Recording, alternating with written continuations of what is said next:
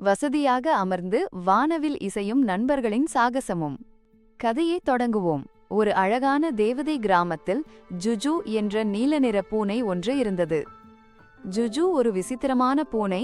அவள் வானவில் நிறத்தில் குமிழ்களை ஊதுவாள். அந்த குமிழ்கள் வெடிக்கும்போது பாடல்களாக மாறும்.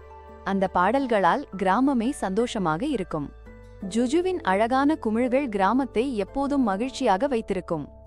ஜுஜு மேக தலையணைகளில் தூங்குவாள். அவளது ரோமங்கள் அருகில் இசை இருந்தால் நிறம் மாறும்.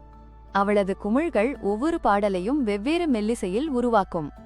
அதே கிராமத்தில் டிசி என்ற பறக்கும் டோனட் ஒன்றும் இருந்தது. டிசி எப்போதும் சிரித்துக்கொண்டே சிரிப்பூட்டும் கதைகள் சொல்லும். அவளுக்கு சிரிப்பூட்டும் கதைகள் சொல்வது மிகவும் பிடிக்கும்.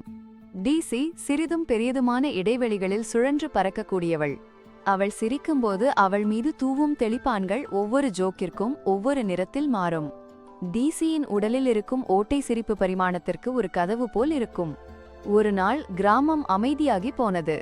ஜுஜுவின் குமிழி இயந்திரம் பழுதாகிவிட்டது. அதனால் இனி பாடல்கள் இல்லை. கிராமத்தினர் சோகமாக இருந்தனர். அப்போது ஒரு சிறு குழந்தை அசல் அவளது புதிய பையை திறந்து பார்த்து சந்தோஷப்பட்டாள். அவளுடைய புதிய காலணிகளை பார்த்து உற்சாகமடைந்தாள். மற்ற குழந்தைகள் நாய்க்குட்டிகளைப் பற்றியும் மீன்களைப் பற்றியும் பேசிக் கொண்டிருந்தனர். இன்னொரு சிறுமி ஆயிஷா எல்லா இடங்களிலும் நடனமாடவும் உலக கதைகளை கேட்கவும் விரும்பினாள்.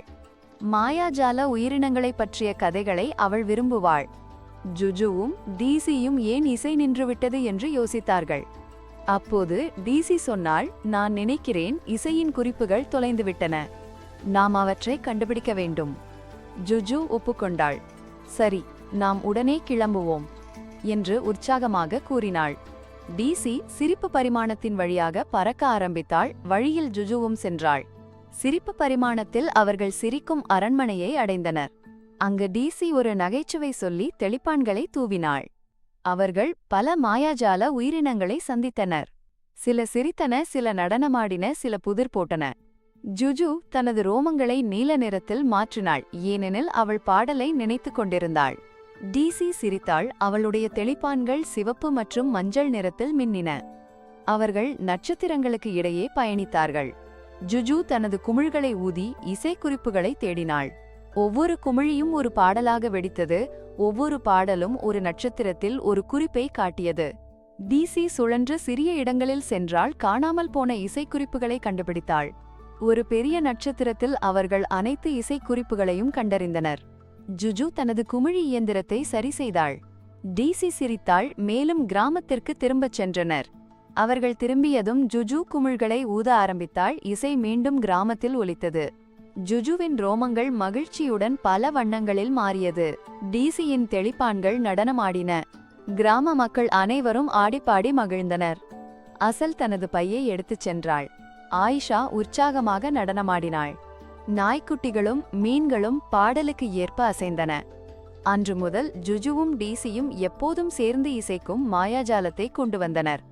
அவர்களது நட்பு எல்லோருக்கும் மகிழ்ச்சியை கொடுத்தது. நீங்கள் எவ்வளவு சிறந்த செவிக்காரர் என்பதை பார்க்கலாம். கீழே கேட்கப்பட்ட கேள்விக்கு பதிலளிக்க முடியுமா? டிசி ஏன் சிரிக்கிறாள்?